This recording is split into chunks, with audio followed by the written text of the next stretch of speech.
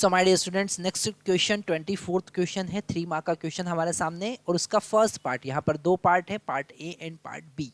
तो A part जो है वो कह रहा है कि compare the de Broglie wavelength associated with electron in third orbit to the circumference of the orbit. Okay, अगर हम इलेक्ट्रॉन के रिवॉल्यूशन की बात करें, ओके, जैसे कि ये उसका न्यूक्लियस है, एटम का न्यूक्लियस है, और इलेक्ट्रॉन जो है उसके चारों तरफ एक सर्कुलर ऑर्बिट में रिवॉल्व कर रहा है ना। आपको इस बात का ध्यान रखना है कि जब कभी आप कोई भी न्यूमेरिकल या कोई भी कॉन्सेप्ट बोर्ड एग्जाम में सॉल्व कर रहे हैं, उसका आंसर लिख रहे हैं, तो डायग्राम बनाना बहुत ज़्यादा ज़रूरी है।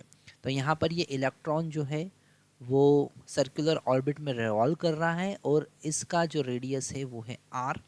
तो सरकमफेरेंस की अगर हम बात करें, हम यहाँ पर फर्स्ट पार्ट का आंसर लिख रहे हैं। ओके, तो अगर हम सरकमफेरेंस की बात करें, है ना, सरकमफेरेंस की अगर हम बात करें तो सरकमफेरेंस होगा 2 पाई r। कितना होगा? 2 पाई r।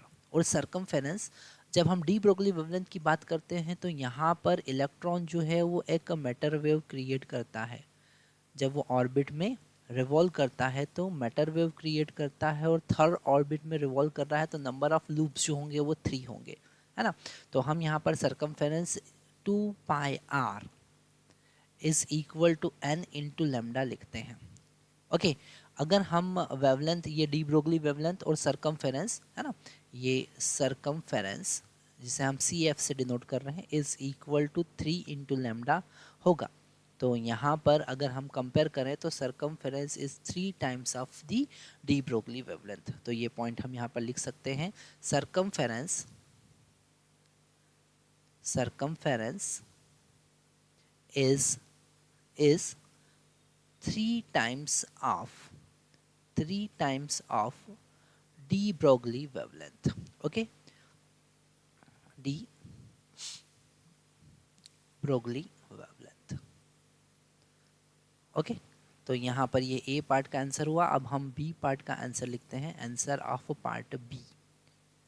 बी पार्ट को एक बार हम ध्यान से पढ़ते हैं, क्या बोल रहे हैं। बी पार्ट में गिवन है, in which of the following will the electron have the same de Broglie wavelength। यहाँ पर हमारे पास में 4 केस दे रखे हैं, first, second, third and fourth, और इनमें से किन 2 का या 3 का डी ब्रोगली वेवलेंथ सेम है।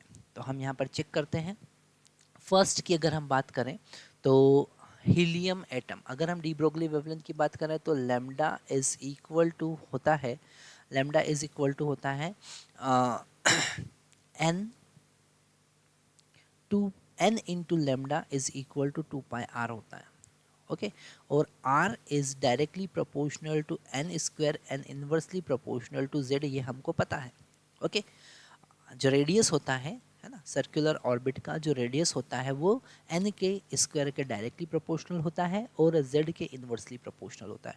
तो जब हम इन सबको कंबाइन करेंगे तो हम यहाँ पर लिखेंगे n into lambda is directly proportional to 2 pi into n square divided by z। यहाँ पर एक n से एक n कैंसिल कर सकते हैं, तो lambda is directly proportional to n by z। ये 2 pi भी कांस्टेंट है तो यहाँ पर हम लिख सकते हैं n by z। ओके, अब यहाँ पर हम सबके लिए फर्स्ट केस के लिए चेक करते हैं।